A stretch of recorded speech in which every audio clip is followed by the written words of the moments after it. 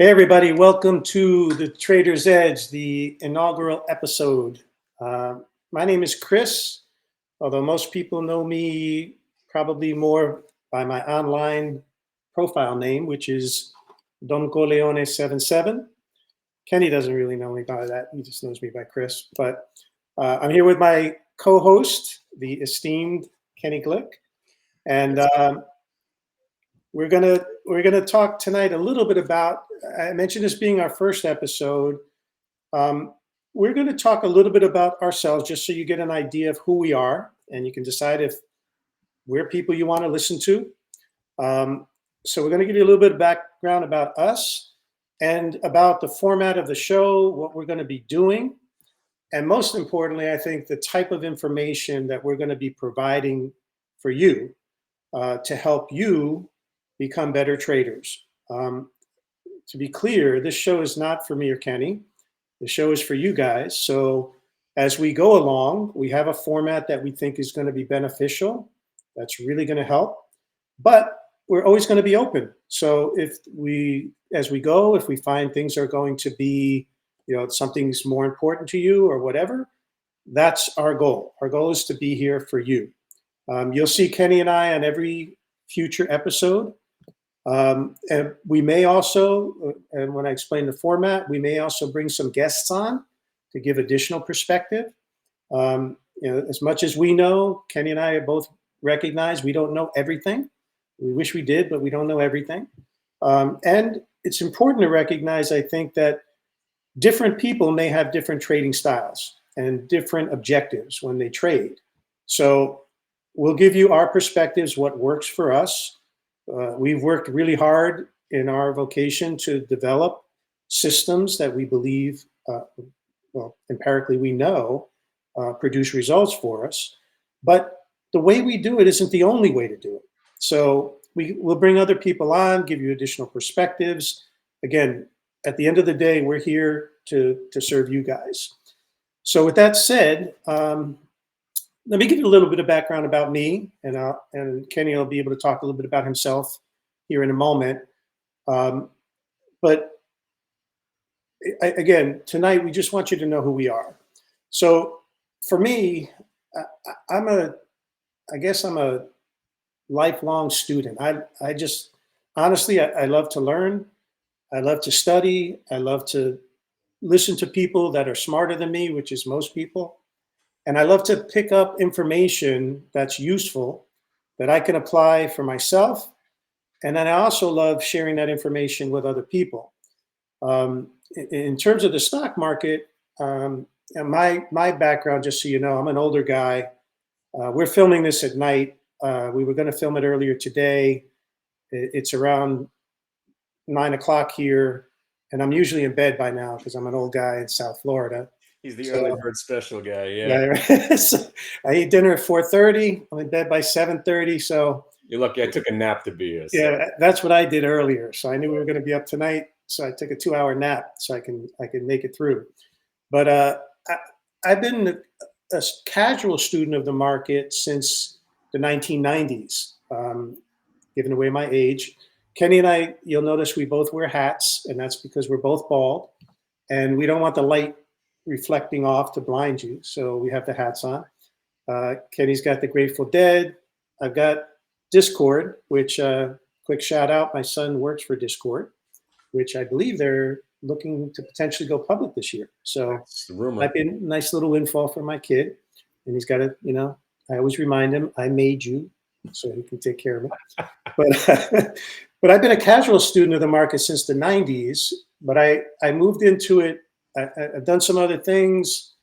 I kind of semi-retired, so I had more time. And when COVID hit, I decided to make this my primary focus. And so I'm a big believer in what's called the 10,000 hour rule. Some of you may be familiar with that. The 10,000 hour rule basically suggests that in order to become really proficient in something, some people say experts, but let's just say have a high level of proficiency, you need at least 10,000 hours. And that doesn't guarantee it either, right? 10,000 hours of doing the right thing and you also need to have a certain aptitude going in, right? So for me, since COVID, and I, I just love what I do. I love sharing information. I love learning about the markets. I can't get enough of it. Uh, Over the last Wait, 5 speaking, you haven't mentioned yet. Do you guys know who you're talking to here? StockTwits Member of the Year just crossed over 50,000 50,000 subscribers. What do they call them online? followers, Followers. Yes, they follow yeah. 50,000 followers. Congratulations. But That's right. That's where I met. That's where I met Dawn. thank you, Real Kenny. Dawn. Yes. But the only reason I think the reason I won the community member of the year is because I don't really have any friends or anything. So I'm on StockTwits like all the time. So people know me, and I think that probably helped in the voting.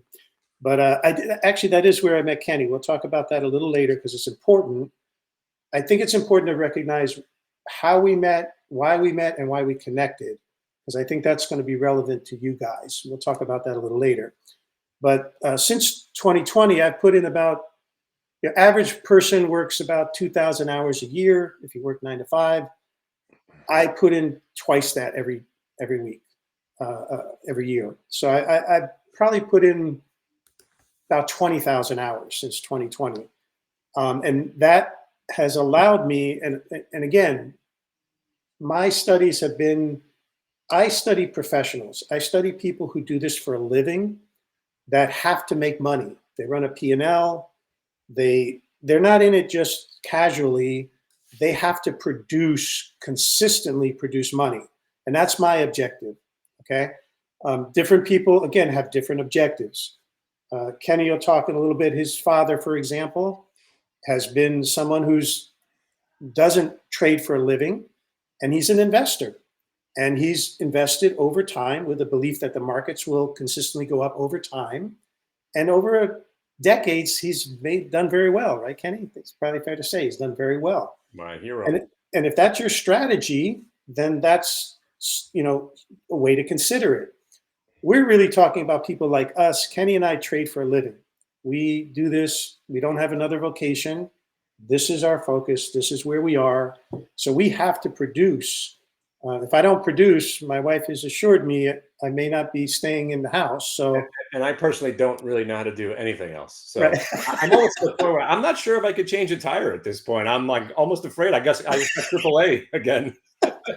I'm so inept. But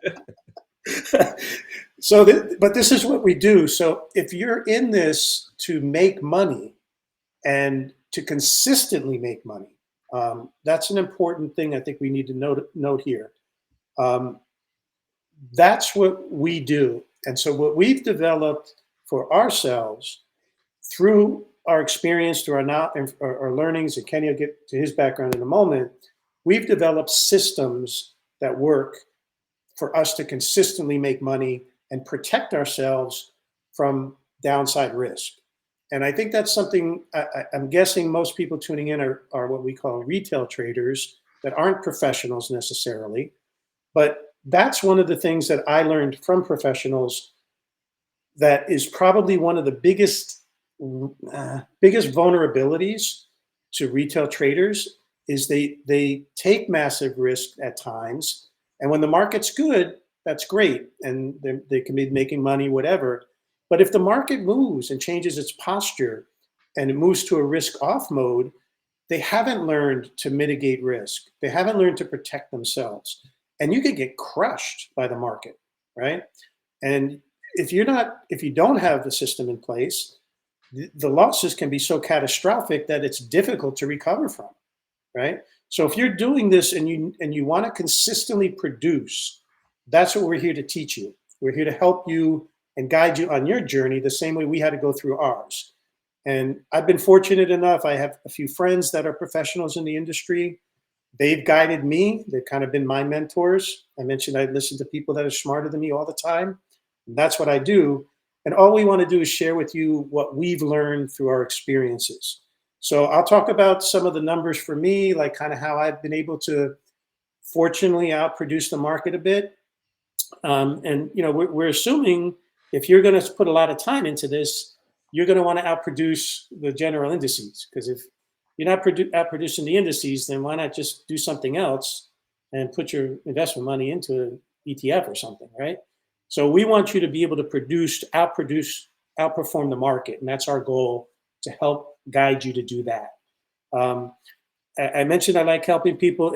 We have I think in our bio section, there's a link I put together for me personally, the way I look at the markets, the way I try to approach the markets. And we have a free pamphlet that we can give to people. Just click on the link. You can put your information in. It's free. You don't have no charge for it. Our goal, again, we're trying to provide as much information as we can to help you. So I'll get into my system and my edge. Those two words are going to be, you're going to hear us talk about that a lot. What's your investing system? What's your strategy? What's your system? What's your edge for entering into a trade? Those are important concepts that we'll be hitting on. I'll get into mine a little bit later, but I want to introduce my co-host. By the way, this idea of this podcast was kind of my idea. I've been working on it for a while, and I was looking for someone to co-host this with. And I talked to a few people, didn't feel like the right fit for me, for what I wanted. And I met Kenny at an awards event in New York, and we started talking. And Kenny will tell you his background, but he's known in the industry as the godfather of trade. I'm sorry, the grandfather of trading. Grandfather of trading. And I'm kind of known by some people as the godfather, so I figured grandfather, godfather, maybe there's a connection. Yeah. And Kenny's a legend. I mean, just ask him; he'll tell you he's a legend. I was gonna say, ask me. But honestly, in all seriousness, Kenny and I connected when he told me his story, which he's going to share with you. His desire to not be involved in kind of the dark, unscrupulous side of the industry is what attracted me to him as a person. And I think that's something that's critical. I think if you're looking at the market and you're saying, hey, who can I look to for advice? There's a lot of people out there with a lot of different intentions, a lot of different motivations. Kenny's somebody I would leave if I had a small child, I don't anymore, but I'd be comfortable leaving him with somebody like Kenny. And I think that's a critical thing. So with that, and the other thing I just want to mention when I turn it to him, I grew up in New York. I used to listen to broadcasts, and I just want you to keep this in mind when you listen to Kenny. I always, the Yankees were big when I was growing up, and they used to bring in Phil Rizzuto to do commentary. And I didn't think Phil Rizzuto was necessarily the greatest commentator in terms of the action on the field, but Phil could tell you the stories. He understood a side of baseball that few of us knew. He played the game. He played with Mickey Mantle. He played with Joe DiMaggio. He played with these guys, and he was able to share information that you would never be able to get. So I just wanted to kind of preface that. So when I turn this over to Kenny, keep that in mind. Like, to me, it's like gold, right? Remember that Seinfeld was, it's gold, Jerry. Gold, Jerry. He's got gold, and hope it don't let it slip through. Listen to what he has to say, because there's a lot of learning in it. Even just in his casual comments, he may not think it's meaningful. To me, everything he says is meaningful. So with that said, I'm going to turn it over to my co-host, Kenny Glick. What's up, folks? I got a lot of nicknames also. Some call me the Abraham of assets, the Barack of bread, the Cain of cash, the David of ducats, the Elijah of earnings, the Frank of funds, the Glick of gelt, if you will, for my Yiddish out there. Or so I got to go on and on and on. I noticed that you did those alphabetically. I noticed that. You like that? I could go on through the whole thing. But now I'm known as the Warlock. Somebody asked me why. It's not just because of it was a coincidence that the Grateful Dead's actual name used to be the Warlocks, but for a while there, people were calling me a wizard because I had some wizardly powers of the market. I'm like, wizards, it's too nice. I have a demonic side. I'm going to go with warlock. So then everybody started calling me the Warlock. I dig it. I get a little surly when the trading is on during the day. And I'll tell you right off the bat, as much as Don and I like each other, we are right now on the opposite spectrums of kind of trading. More of a fundamental guy, likes to learn about the companies. You're going to learn a lot about what the Don is going to bring to you with research, phenomenal stuff. I have gone basically, I guess it would be 360 or is it a 180? 360. Started as a day trader. Well, start as an awful stockbroker. So I'll tell a little bit of story about that. I was in stage, and I went to school for basically acting, singing, television production. Worked at Saturday Night Live. I worked with Jon Stewart for a while. I was in the record industry. Worked with Biggie at Arista Records, and I just didn't find my place. And I tried stand up comedy for a while, and then that's the toughest thing anybody will ever try. And I needed to make money, and just doing stand up comedy one night in Brooklyn. Guy came up to me at the end of the show wearing a suit. I'm thinking, hey, is this an agent or something? And nope, turned out to be some shady stockbroker talking about, how he thought I was amusing and I could use my sense of humor to sell stock. And I said, hey, why not? I'll drive out to Long Island. And there it was. If you've ever seen Boiler Room, if you've ever seen The Wolf of Wall Street, Boiler Room, more like it. That was the firm I worked at. So the Ben Affleck scene when he throws the keys around across the table happened, telling us to buy a new suit. As soon as I walked in, the guy's like, "You're not going to wear that suit ever again here." That's exactly what they said to me as soon as I walked in the door. That movie was. Did you have that shirt on? That probably explains it. If you I had this shirt at the time. This is about 30 years old, my man. This is I got this from Venice Beach before I was married. So, dude, I still have clothes from when I was in junior high because I think the trend's coming back. So I'm with you. And it will, because now I get it. My dad just like, what? What do I need new clothes for? I'm like, you know what? You're right. I'm good. I'm set. Just be patient. I've got so many stacks of underwear and socks in my closet because my wife doesn't know what to get me for Father's Day or for my birthday anymore. So if anybody needs any socks, that's why you're really here. Free socks at the end of the podcast.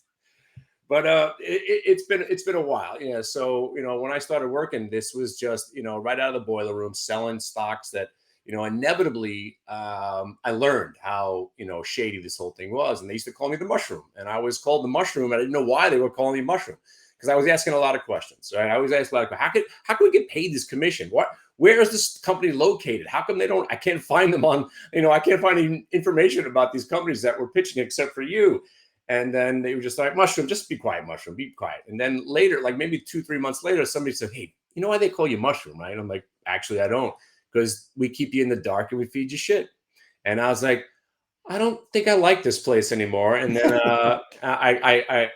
they could see my displeasure. And then it was like it's kind of like somebody saw the look on my face. I got pitched to go to another firm where they were going to be doing IPOs. We were going to take our Series 7. They made it seem to be, it was going to be more legitimate. Nope. It was just an upper class version of the boiler room. I don't know what would be above the boiler room, but it was maybe one step above it. And it was just as shady. And I just, once I started, realizing that, it seemed like all these firms were the same, I just quit. And I was ready to leave. And I was at a Pearl Jam concert and saw a fraternity brother.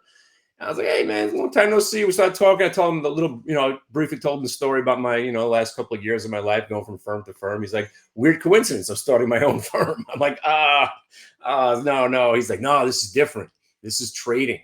He's like, we're getting, we're working on a system called SOS. It was called the Small Order Execution System. This guy, Harvey Houken, was showing him how to trade. They were working for a company called Signet, I believe it was at the time, a spinoff of the original SOS Bandits. And then what I learned when I got there it wasn't really trading. We were just gaming the system. We were learning market maker action. We were learning volume. And that's all we cared about. Was when you're here reading the tape, it existed then. Reading the tape now really doesn't exist like it used to. They still use that term. I don't really think it is what people think it is. But back in the day, you really got a feel for the market makers, because this was a brand new toy to us. You were never able to see Goldman Sachs, Merrill Lynch, Bank of America, and all these guys were stacking the bid. And you really got a sense that, hey, Goldman Sachs is buying the same stock I'm buying. All right, let me buy some more. Kenny, maybe if viewers may not know that term, if they're not familiar with it, can you just explain what a market maker is? Because that's like a critical thing. Sure. Yeah. Sure. Well, you know what? Also, again, later on in the podcast, I'll be able to show my screen quite often. I can show you some charts. We'll get into all that. But market makers, basically, when you see that level 2, that box that you see on every platform now, inside there, you have your market makers. And those are the guys that are willing to buy and sell however many shares. So when we first had that accessibility, you got to see order flow for the first time and there was such a thing as retail traders. That's why I'm the grandfather of this industry. I was born into things that didn't exist. So when we started building our own trading platforms, we legitimately created the industry that people are using still to this day. So all the bells and whistles that people use, some of that stuff my firm invented back in like 1998. That's how long I've been doing this. So just fast forward all this time and space. And again, I've had, lots of highs and massive lows. And everything I've learned is really the school of hard knocks. And the one thing I have learned is that nobody knows nothing. That's for sure, right? The economists don't know anything. That macroeconomic picture, again, it's loose. The market's kind of loosely based on it anymore. But I have found that the market is pretty much disconnected from reality. And I love it. I love it because I trade technical analysis. So I don't care exactly what the news is or what they say is driving the action for the day. I'm all about now price action. And I still, to this day, the most I'm concerned about is volume because the volume moves the market. I want to know where that volume's coming in. So if you know this term, it's called volume weighted average price. We're not going to get into the whole thing right now, but I am a VWAPian. I just trade VWAP. I don't look at any other moving averages. I don't look at stochastics anymore, Bollinger Bands, no clouds, no 20s, 50, 100s, 200s. All that is irrelevant. All I look now is today's VWAP and prior day VWAP and multiple time frame VWAP. And that, sorry to use this phrase, trumps everything. It just absolutely blows everything out of the water. And because I've been so jaded and cynical towards this market, and I believed that I'm like, this has to be rigged. It has to be being manipulated. I know it is now. And again, those words they get the bad connotation. Oh, it's rigged. It's against, everybody's going to lose. And they're manipulating the market to do this, to do that. Those terms are used when something's going against you personally. You feel like it's being manipulated, but the market is rigged. And again, my father knew right away, it's rigged to go up. Generally, the market is, if you look at any chart over the next 20, 30, 50, 100 years, it's basically from the lower left to the upper right. So it kind of is rigged to go up. But intraday action, because of algorithmic trading and high frequency trading, and again, when I witnessed fractions turning into decimals, that was the birth of algorithms for real. That's the real reason. And they gave us this, I'll just say bullshit reason that, well, we're changing it from eighths and quarters to decimals. So mom and pop could get in there and buy Microsoft at 430.07 instead of 403 and an eighth. Please. It was because the computers are able to talk to each other a little bit more easily when you had 0.00035 and you had the ability to then take the millipennies, and that's how Ken Griffin gets to buy his own island. So, fast forward to what we're going to be doing on the show is my man here is going to be giving you that deep dive analysis of what these companies are, and I'm going to give you that feel for what I think is going to happen within just today. And like I said, I've come full circle. I've done the day trading. I was an options principal. I was trading options when nobody was trading options, zero volume. It was just not a good time to be trading options. Then it got popular. Now it's the greatest thing in the world because they keep inventing daily options. These daily options are the greatest invention to a day trader that has ever come around. So taking the vast knowledge I've heard over 30 years using VWAP and just watching my charts every day, I've gone back to what I loved, just treating this like a casino. I got my edge, I have my advantage, and I just do it every single day. I've got something that works, and that's the one thing that we're going to be expressing a lot. If you have something that works, do it until it stops working. And right now for me, it's been since 2013, I've got a trade that works pretty damn well. It's all I've been doing for over a decade now. And here's the fun part. And my dad said, well, maybe you should stop telling people about it because then it becomes a crowded trade. Not this. The more people that know about this trade, the better it works because it's a self-fulfilling prophecy. And the more volume, the better it works. So bring it on. I want as many people doing this as I can find. So that's it. That's me in a nutshell. All right, take everybody. Good seeing you. And it's, by the way, Kenny has his own room, which he'll talk to you about it as we go along. Two things I wanted to add, by the way. You mentioned the terms, rigged, manipulated, and I think it's important for our viewers to know. Like, we hear that a lot on online forums and social media, so forth. When he says it's rigged and manipulated, that's true. But, like he said, if you think it's rigged against you, then you're going to lose, right? If it's rigged against you and you think that's the Paranoid delusion. you That's my right. uncle. That's why he makes no money. Exactly. But if you recognize, let's call it instead a function of the market, right? It's institutionalized as a function of the market. Then learn how it works and put it to your advantage, right? If you know a pattern is going to happen, if you know something is going to happen, or if that's what the pattern tells you, position yourself to benefit from it, right? Don't say, oh, it's rigged, they're taking advantage of me, whatever. You're not a victim. You don't have to be a victim, right? You can use these things to your advantage. So I Right. wanted to make sure we Yeah, were clear exactly. about that, right? I mean, I use the phrase in almost every day. We go from being manipulated to the manipulators. Hmm. And again, the rigging is fine. I think I lost my man Don. Sorry. Here he Yeah. is. All right, quick break. But I was gonna actually put you on. I was gonna get a drink of water because it's 1,000 degrees in there for some reason. I don't but, know what but, happened. but the other thing I wanted to mention that's critical is you mentioned it's called the volume weighted average price, or a VWAP. VWAP. I want to be clear to the people out there. It's not a VWAP. Okay. I'm Italian American. I take it seriously, and I take offense. It's not a VWAP. Okay. And Brian Shannon, another proponent of the VWAP, has made that clear as well, right? Right. It's a VWAP. So let's make sure we call it what it is. Yeah. Okay. Very important.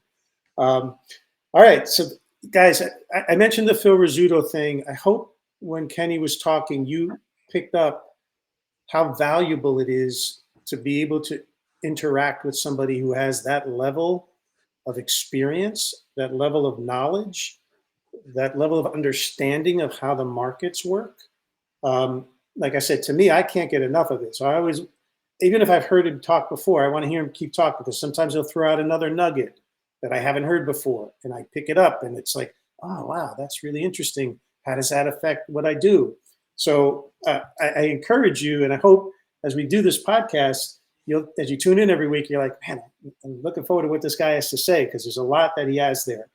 I can tell stories too that'll just you won't want to be a trader, but it's Right, good. right, These stories will scare you because if you don't have war stories, then you're not a trader. I mean, right. you have to be. Mike Tyson's always saying that, you know what, you always, everybody's got a plan till you get punched in the face. I've been knocked out. Got to be half a dozen times, and I was able to get back. I guess that would be the Rocky quote. You're just not about how hard you get hit. It's about how hard you get hit. Keep on coming. That's how winning is made. Something like that, right? It's a good speech. You know, it's one of the less known Rocky movies when he's talking to his Yeah, kid. yeah, yeah, yeah. Very good. Very My good. favorite line was when after in the second one, when he got married, and the loan shark came up to say, "Hey, Rock, what are you going to do with your money?" He said, "I don't know." He says, "How about investing in condominiums?" And he said, "Condominiums? I ain't never used one." That Yeah. was one of my favorite lines. When I first saw Rocky, I was like, "Look at this mentally challenged guy making this movie." I thought he was touched, and Yeah, that was such a good movie. I mean, it's I love Stallone. it's a great story, by the way. How many places turned that down? Yeah, But he also, there were little things in there, like having the pets. What were the two turtles called? I forget. Huff and Link. Cuff and Link.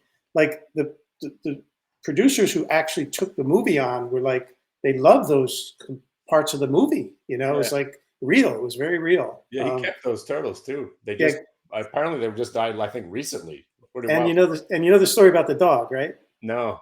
He when he was struggling, he had to get rid of the dog, and he ended up, when he made the movie, he was able to buy the dog back. He paid like a massive amount of money to get the dog back, Oh, wow. and that's the dog that's in the second one, the dog Butkus.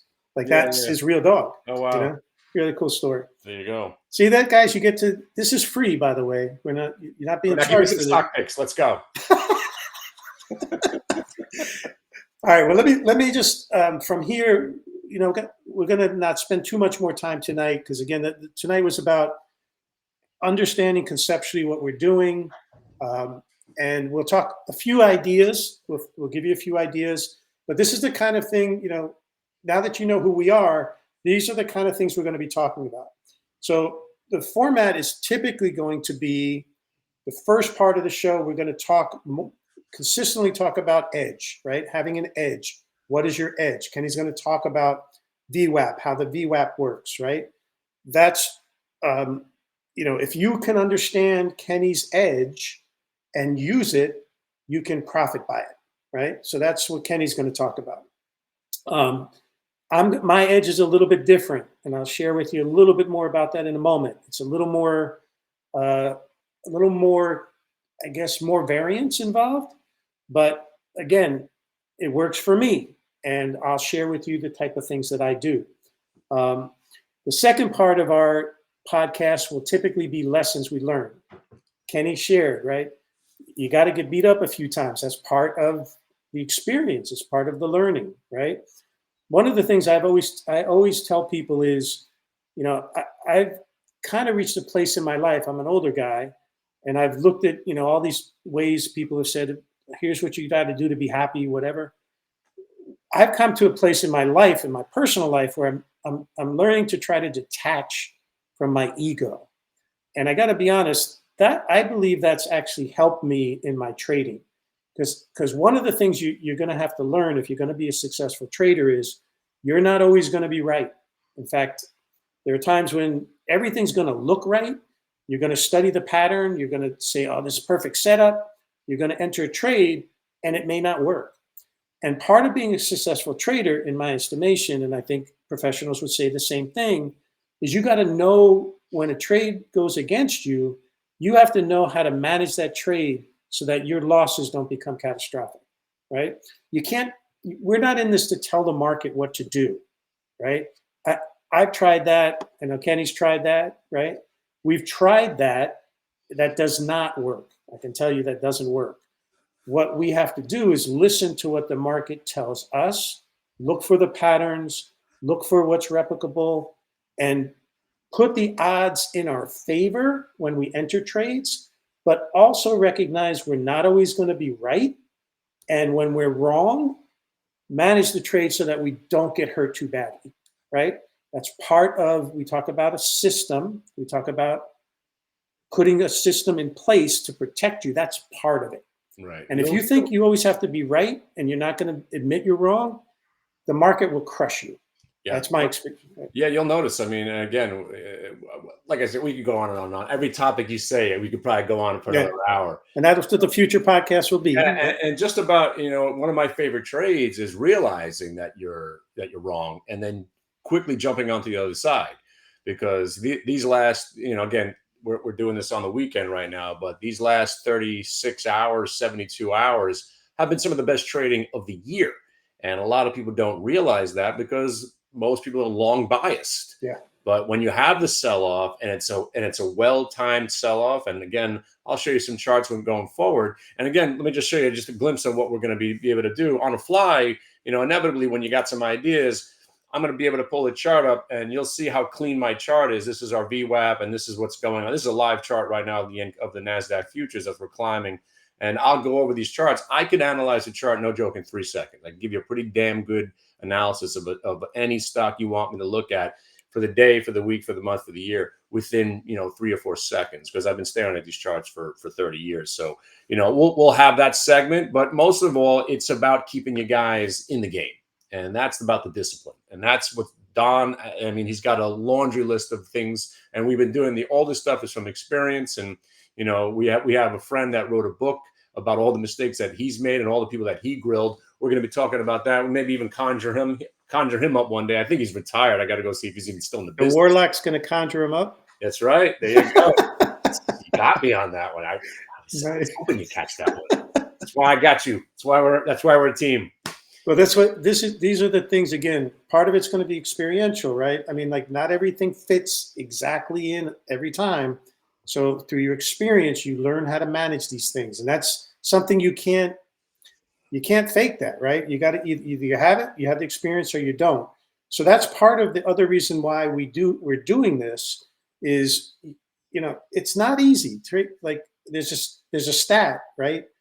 I think I forgot the name of the company that put it out, but they said within 5 years, people who want to be traders, who commit themselves to do it, within 5 years, 93% of them are no longer trading. And these are the people who are committed themselves to do it.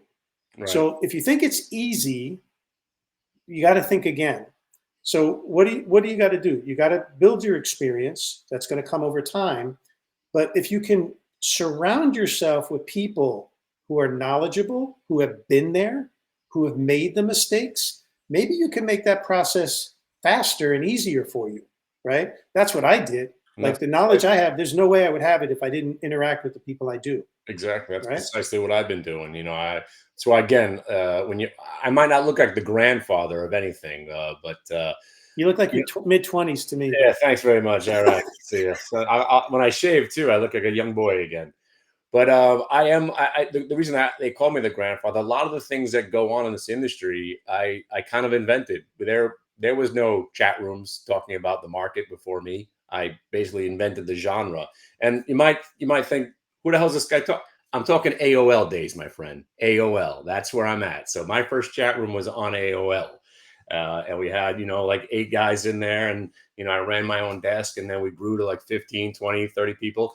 Granted, the chat room was lonely housewives 40 plus, but it was you had to know a secret code to get into the chat room. So I've been doing this forever. Even before the chat room, we had our own I guess it would be intranet. So we had everybody on Nextel phones with headsets. And if I liked an idea, I would beat my Nextel network. I'm like in Cisco here at 62 and an eighth. And you would see all my traders go, what? like a CB almost, huh? Yeah. That was the old Nextel. So Nextel, and then if you guys remember Nextel, that was big before texting.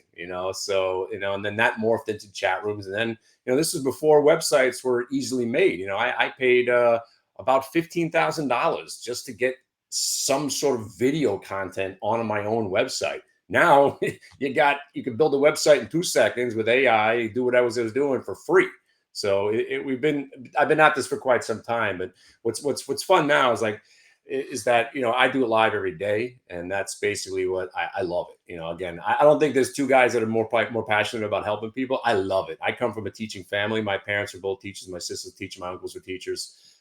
So now that I have something that is teachable, and it's taken me quite some time to find that wonderful niche that I'm in, and now that I'm say conquered it, but now that I've pseudo mastered it, now I can teach it well to others, and I can make it as simple as it possibly can. And by the way, speaking about professional traders, never call yourself professional. They charge you more for data. All right. Don't ever click the professional button. I'm not joking. Whenever you get a platform, they ask you, are you a professional? No, No, no. pseudo professional, right? And you'll hear us call ourselves retail traders, Right. right? And that's They'll charge you for data. They'll charge you for more stuff. They'll find things to charge you for if you call yourself a professional trader. So word of advice, not pros. okay. We're getting ready to close here, but let me just mention real quick. I just wanted to mention Kenny talked about his edge. I just wanted to give you kind of like a brief overview of what I do. Sure. And again, everybody, the thing that I've learned is there really is no one size fits all, right? You got to understand yourself. I've come to learn through experience, through so much that I think really a big portion of success in this vocation is psychological. Like you have to develop the aptitude, but you also have to have the confidence to move into trades. You have to have the confidence to be able to cut trades when you need to. Like that's something you have to understand about yourself. So the types of trades you take on may depend a lot on who you are. Like one of the biggest things I had to overcome, I'm a very loyal guy, right? Like Italians are known for that, right? Like they'll go to war for you. Next week, I'm going to have my 31st wedding anniversary, right? I commit to things and I like to stick with things. I like to stick with it. So my biggest challenge when I entered into trading was holding, and it's not an uncommon challenge. I held stocks too long. I didn't want to sell because I felt like when I sold it, it was like almost an admission that I was wrong, and I didn't want to be wrong, right? And I didn't want to, you know, that was like in my mind, that was like the finality. I was like, I was being promiscuous. I wasn't being loyal. And I had to change that psychologically because it was affecting my bottom line. And so all of us, we have to understand ourselves, right? So for me, that what I put together, I like to have a lot of confidence when I go into trade. Kenny uses the VWAP. And I'm actually learning. I've read Brian Shannon put out a book about VWAP that I read, and I'm learning more and more. And the more I listen to Kenny, the more I want to learn about it, and the more I want to implement that into my trading as well. But I use up to 8 different variables. But again, I mentioned I do this 80 hours a week, and I know not everybody can do that. Probably because most people have friends and they do things. I don't. So they're not going to spend 80 hours a week, right? But what I've done is I look at a number of things, and I won't necessarily apply all 8 variables to every trade. It could be a variation of those variables. It could be some things in some trades. I might only look at 2 or 3 variables because it's time sensitive and I have to move into the trade, right? But for example, one of the 8 variables is that I use is William O'Neill's canceling method, right? And that has multiple variables within that one variable, right? I was one of the first books I ever read was O'Neill's books. I thought he was a genius. I do think it still works to some extent, but I want to look at those things. The current earnings of the companies, the annual earnings. Are they showing momentum? Are they growing? Is management? Are they coming up with new products? Those type of things. That's part of the analysis I do. But a couple of things that I do that are kind of unique, I believe are unique. I mentioned the relationships I have. Fortunately, I've been able to develop relationships with professionals. And one of the things I do, and I've been pretty active over the last couple of months sharing information from this, I have access to about 25 to 30 investment firms, sell side analysts, the reports that they issue. And I go through them every day and I look for, what are analysts saying? And again, I wrote, I can't go into it all here. I've written about this before, about how to look at analyst reports and how to use that. It's not like the only thing to look at. And you certainly don't want to make a trade just based on an analyst's opinion, but it's something I use as one of the variables that I incorporate. And that, to be honest, has helped me a lot.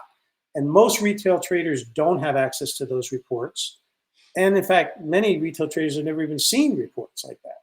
So if you go on the StockTwits or X, I've been sharing a lot of information like that, and people, they value it, and it's useful as one variable among many.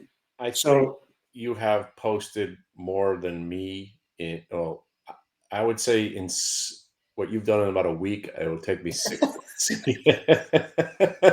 I like to do I that. think you might be addicted, actually. I think there's probably an addiction. Yes, I have to talk to my therapist about that. right. But But it's such a, I love the word plethora. It's a plethora of information.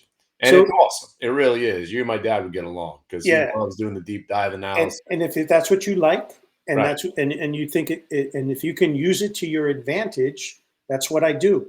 I'm on the computer every day from pretty much 6 in the morning till 6 at night. I'm constantly monitoring news feeds. So a lot of people can't do that. Either they don't, if they have a job, you're not going to be able to sit in front of a computer. But you can watch my feed, right? And so that's what sometimes a trade will come up.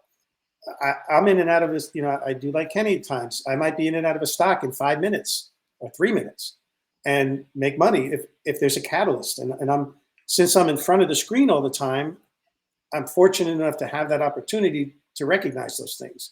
Yeah, and by And the way, what you were describing earlier was being married to a stock. One of the first lessons I learned yeah. is like, and I was taught, again, I was taught day trading first.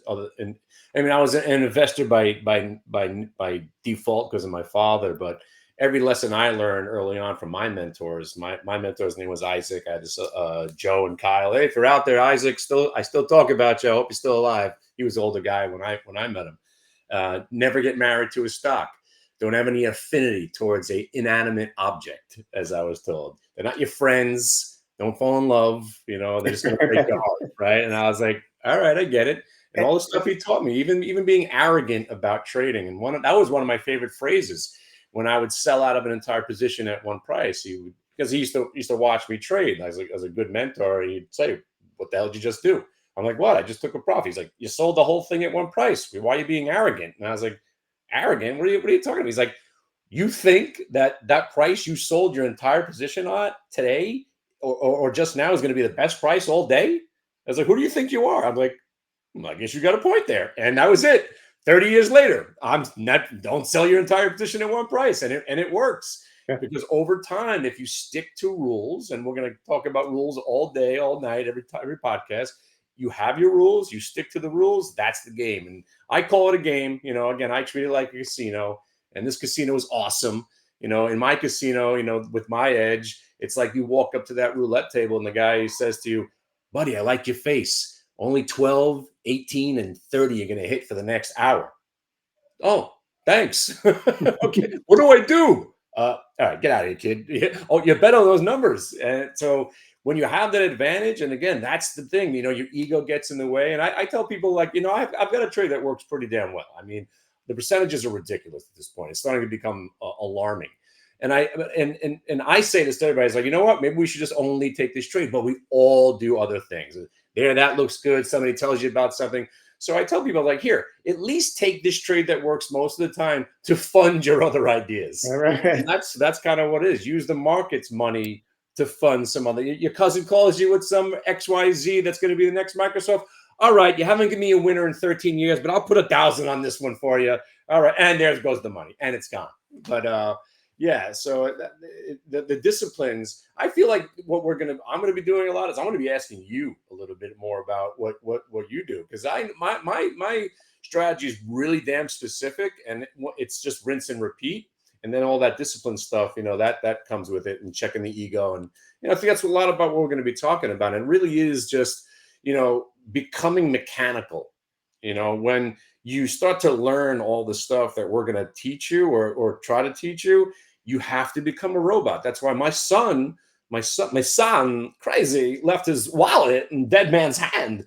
My son used to sit here on my, right here where I have now all my silver. By the way, if you guys are fans of silver, we could talk silver for days. I love me some silver. I'm a silver gold guy.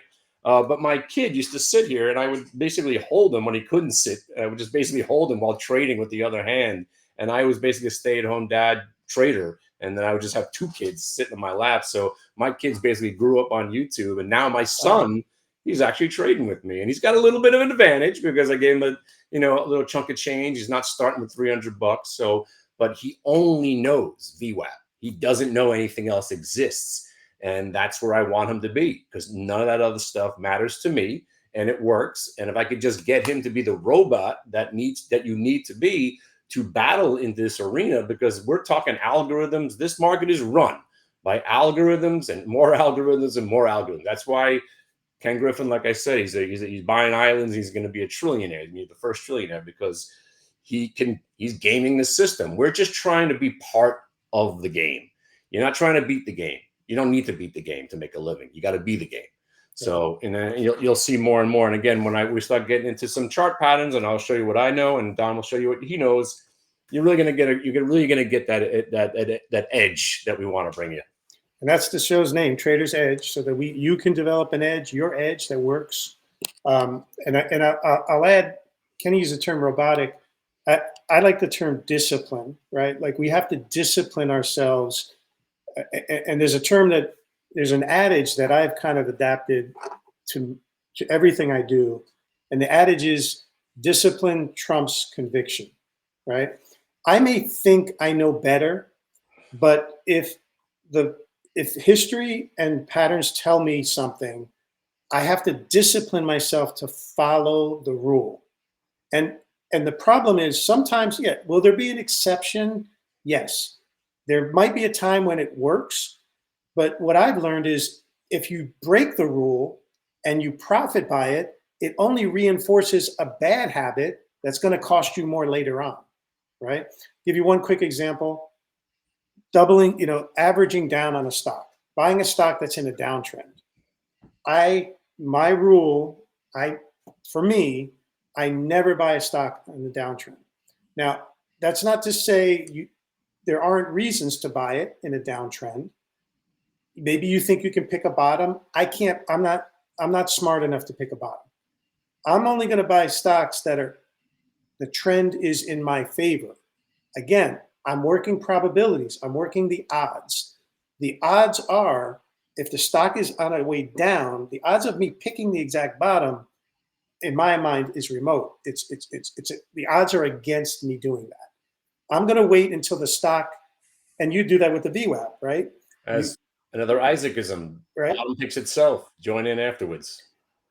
and so I don't catch the very bottom. No, but So happens. what? Who cares? Right. There's going buy it when it's trending in your favor. And there's a great.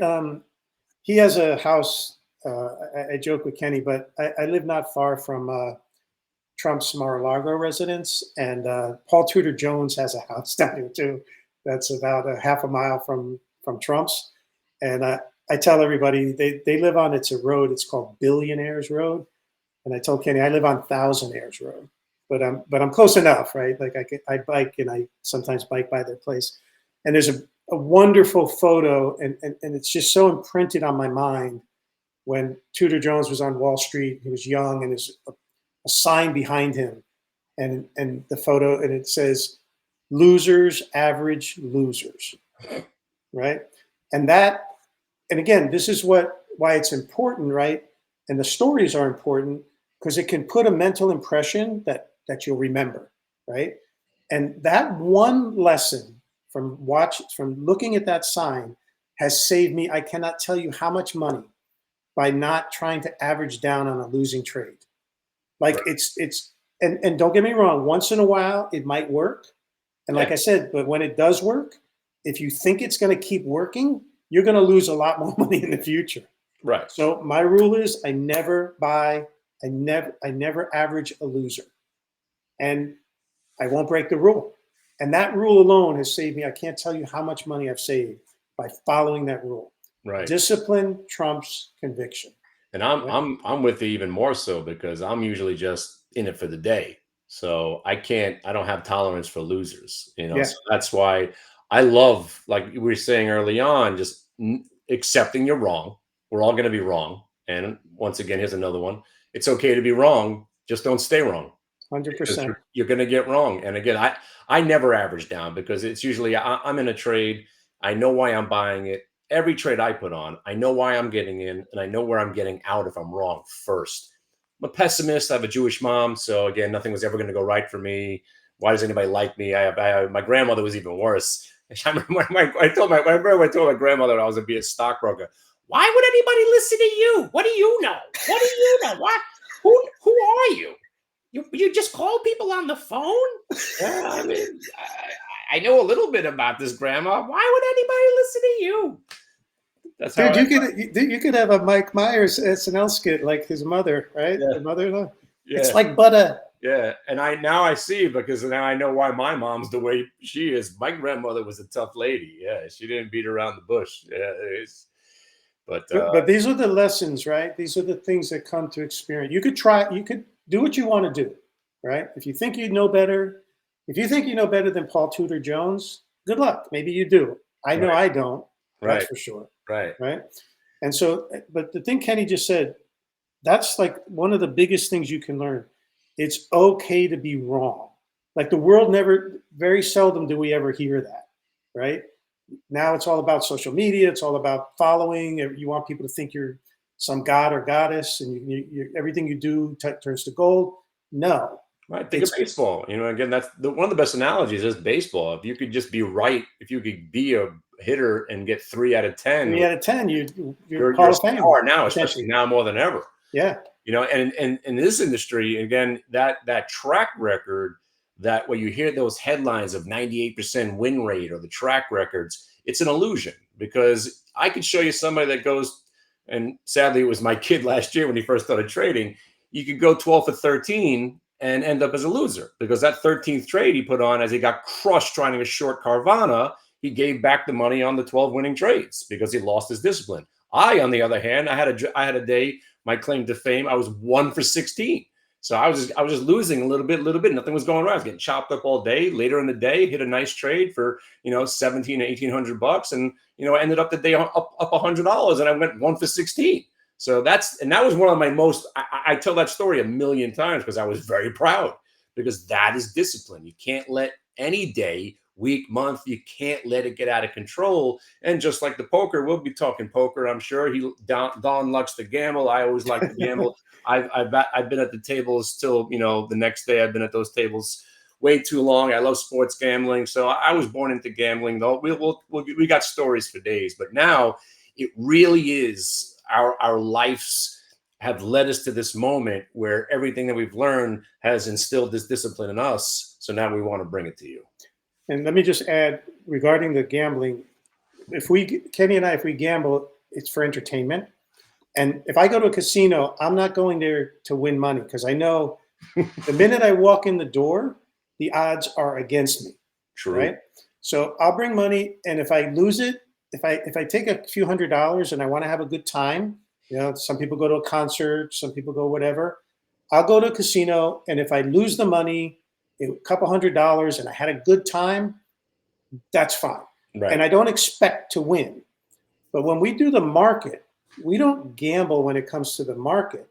We're trying to do the opposite, where we put the odds in our favor, right? So if we do that enough, right, a great poker player knows they're not going to win every hand. And if you get dealt, I'll give you a good example. Most people know about Texas Hold'em because it became popular through ESPN and all that. If you get dealt a 2 and a 7, like that's the worst hand you could get on, the down cards, right? Before the flop.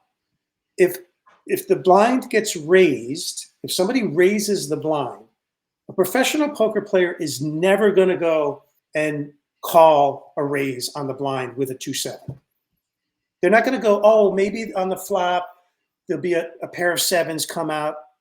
No. Right. They know the averages. They know the probabilities. They will fold, and without question, won't even think twice. Boom, they're out. Well, there are two hands that I actually raise people, which are bizarre hands. I'm not going to tell you, because if you're ever in the game with me, you'll know I'm raising. Now, don't get me I just wrong. like 9-10 diamonds. That's one of my favorite hands. I don't care what if you're raising, I'm coming on top of you. but now we're not talking about playing a person like if you got their tell or whatever. Yeah. Like they're watching people to see if they got a twitch or something. Right. We're talking about the probabilities, right? And great poker players, that's what they do. They're always putting the odds in their favor, and over time, they know if they consistently do that over time, right, they're going to win. And that's what they do. About. That's what this all is. All this is about. Right. Okay. And that's what we want to share with you, are all the things we've learned after all these years that have put the odds in our favor, right? Or try to put the odds in our favor. And you have the discipline when it doesn't work for you to be able to cut. I'll just give you one last example. We'll close it here because we're running long.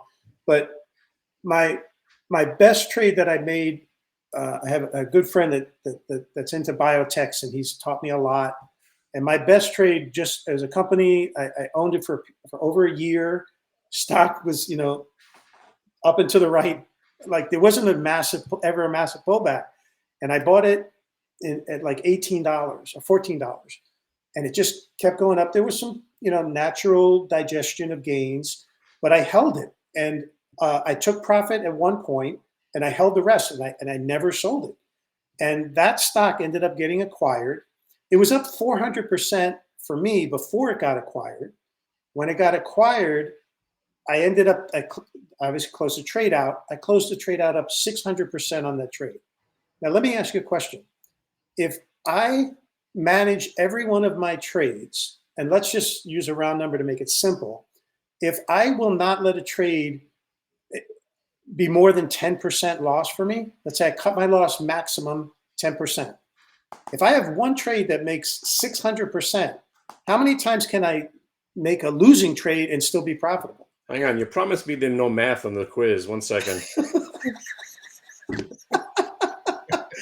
But this is the discipline, right? This is what we want to share. Right. These are the types of things that we're going to be going over week after week, and we're going to share with you ideas. And it's all about putting the trader's edge, right?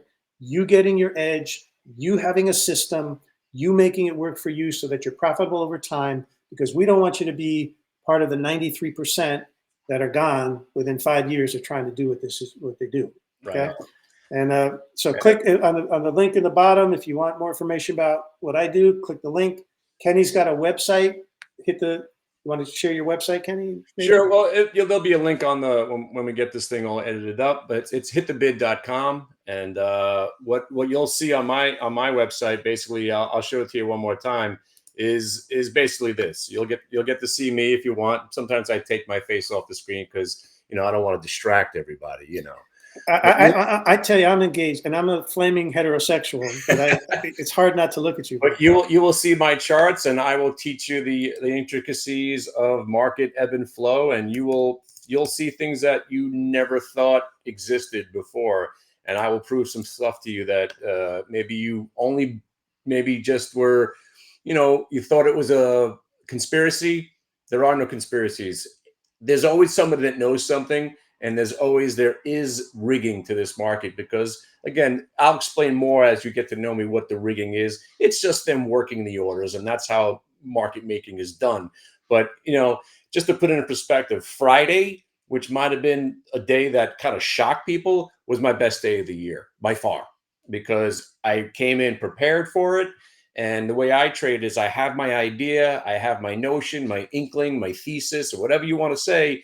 And then I wait for the market to validate and tell me I'm right. Then I put the trade on. And even then, I still prepare to be wrong. And what you're looking at right here was the Apple trade. And I'll just briefly show you. You'll see there's only two things on my chart. This is VWAP, and this is our secret sauce called multiple time frame VWAP. Shout out Brian Shannon. He calls it anchored VWAP. I know I anchor it to just another data set. We'll talk more about that when we get to know each other.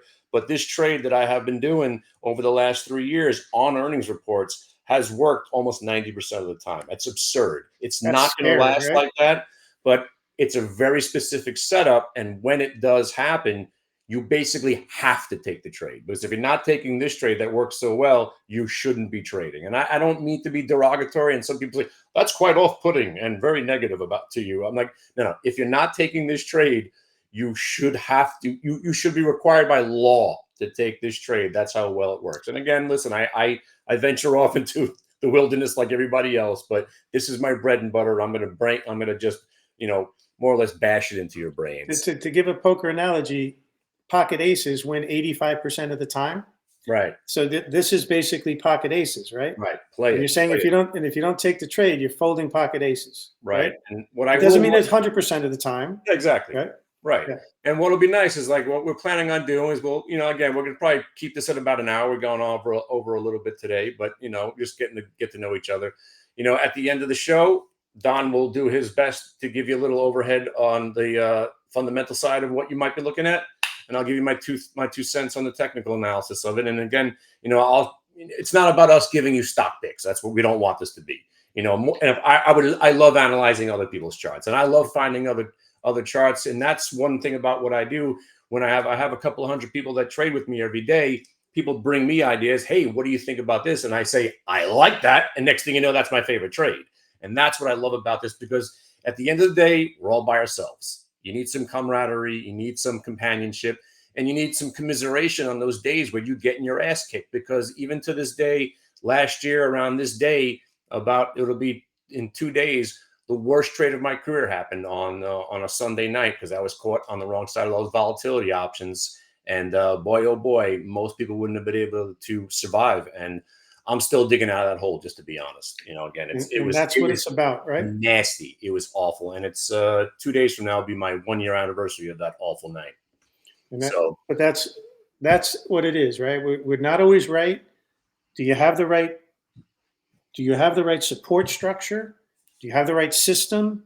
Do you have those things in place to sustain you to be profitable over the long term? Right on. All right. Let's We'll leave close there, it my here. man. That's We'll good close stuff. it here, and we'll get a word from our sponsor. Oh wait, we don't have a sponsor. Wait, There's there's somebody from State Farm talking about discipline. State Farm. we need sponsors. Yeah, we need a sponsor. If you want to We need sponsor us, sponsors like this brought to you by Matzahs by Strites for the unleavened experience of a lifetime. Kenny, he said he was a stand-up comedian, just so you know. So you're getting this for free. Don't forget.